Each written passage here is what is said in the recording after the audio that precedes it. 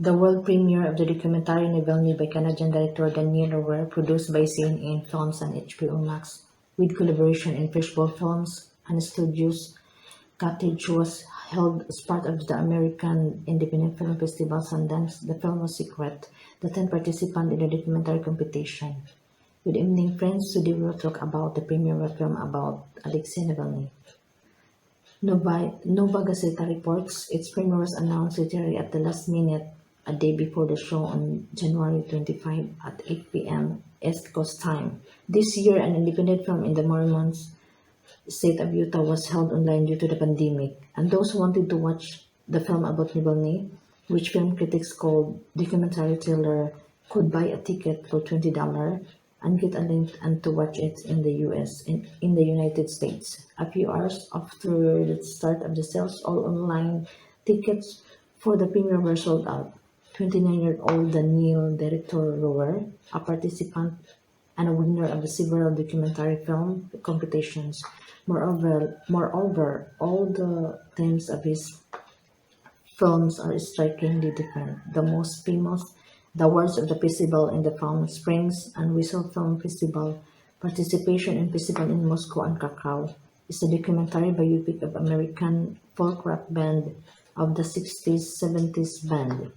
The tape about Navalny, lasting 1 hour and 14 minutes, could become a new step in his career.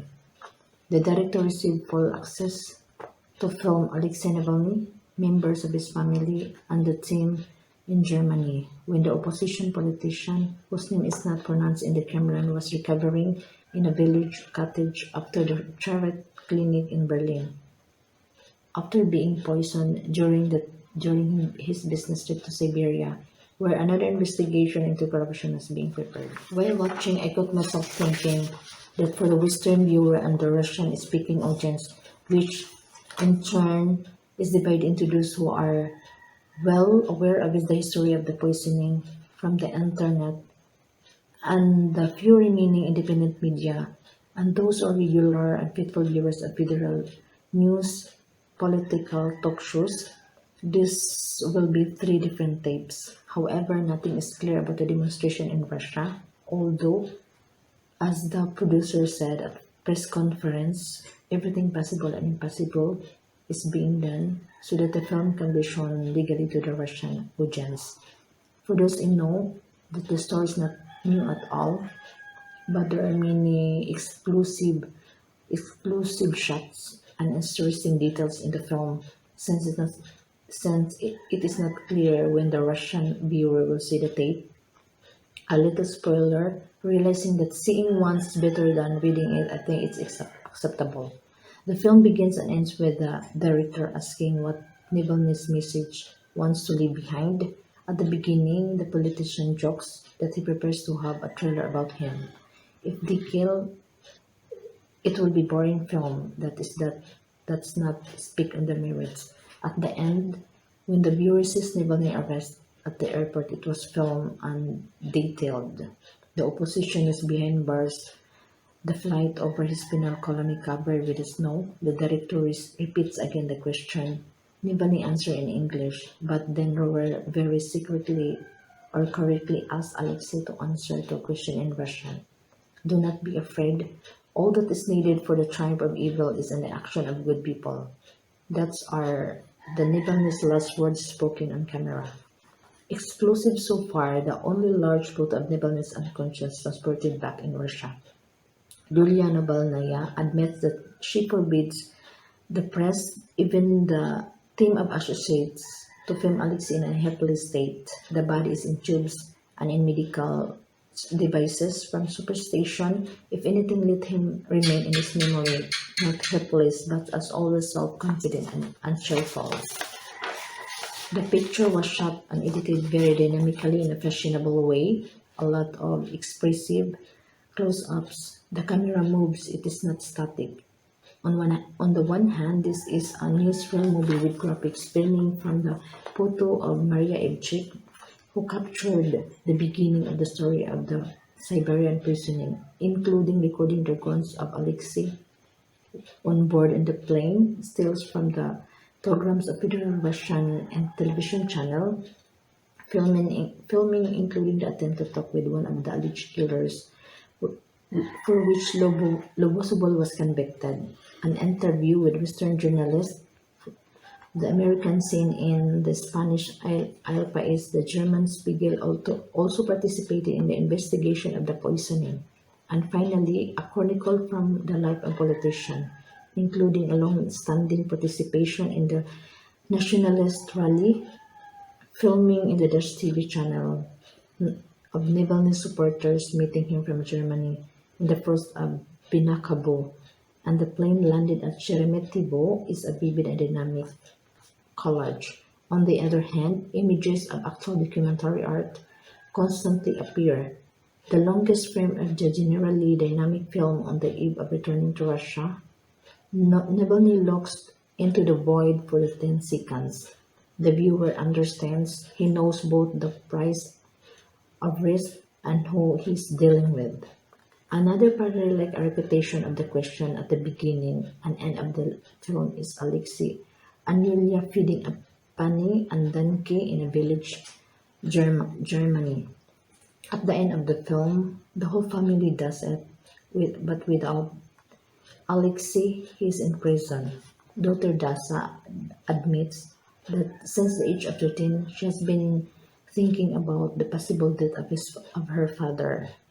Little Zakar parodies the famous phrase in the frame, "Hi, this is Navalny," despite shots as firm critics note. Also work for the main goal to tell the story of how a Russian oppositionist politician who was worked by a group of intelligence officers almost died. One of the most brazen case of state-sponsored murder, writes film critic Lo Haningan. For the Western viewer, the film has a lot of eloquent documentary footage. For example, a fragment of a press conference of a man who does not pronounce Navalny's name has characteristic laugh and praise. This is an investigation but the legalization of materials from the American services.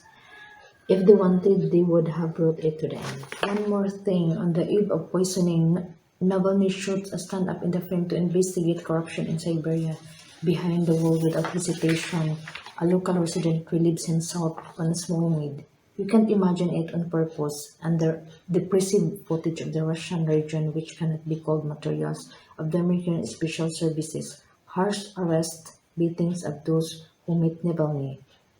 As film critic Daniel Feinberg writes 30 years after the collapse of the Soviet Union, democracy in Russia looks exactly like this, and all of this against the backdrop that the United States is not so brilliant at managing its own democracy. Everything is relatives. And there is no need to remember the storming of the Capitol. These are the completely different events, a meeting of opposition particular at the airport, a protest rally of his detention, and the seizure of government body by a crowd. Yulia Navalnaya, who managed to get Alexei to Germany for treatment, was summoned to Foreign Ministry a week later, where they said that German doctors had identified traces of Novichok, a banned chemical weapon that allegedly poisoned the Skripal family and British residents of Salisbury. As a Navalny's colleague in the banned and close anti-corruption fund, Leonid Volkov says in the film, when he told Alexei about this, but he put it firmly down, it's so stupid. They could shot him later. He speaks in English. Poison? Seriously? What a fact. The film contains an unexpected reference to the Chernobyl tragedy. Navalny's family lived near the crash site. The oppositionist recalls how the authorities said in the days after the accident, do not panic, go work in the field. And the first impression of his political antagonist, the first I saw Putin, I saw a leader who looking into his eyes lied to me. The center point of the tape is the investigation of the Bulgarian Hristo Grozev, who, thanks to various sources, found a list of the alleged killers of Navalny.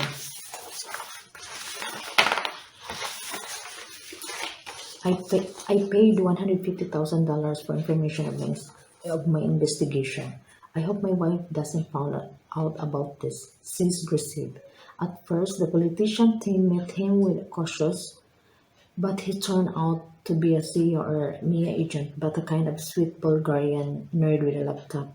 As Alexei described him, it is shown in detail how the team doubted whether it would be possible to obtain confirmation of the poisoning with the help of the fake prank calls from allegedly high-ranking FBI officer in the recent past well-known for Kremlin pranksters Lexus and Boban were involved in such pranks.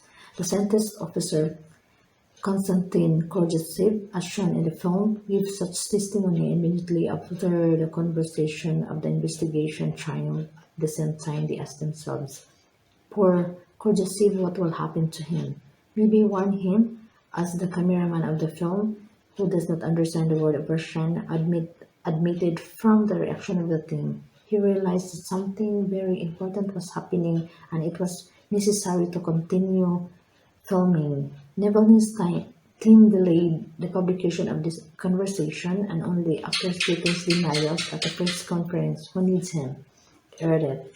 On January 17, 2021, the film's director and cinematographer lost access to the main character. The rest of the events are indicated only by options. By captions, the investigation about Putin's palace, the story of the biggest crime in the world history, the verdict, the information that Grozev and Pipchik were looking for but lost traces of Kodesev, the only person who did valuable confession, which Russian authorities called provocation.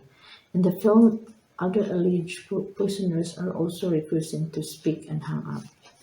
It seemed to me that this long detailed part knocks down the overall dynamics of the tape, although perhaps for an advanced viewer who knows who Navalny is, this evidence-based demonstration will be especially interesting.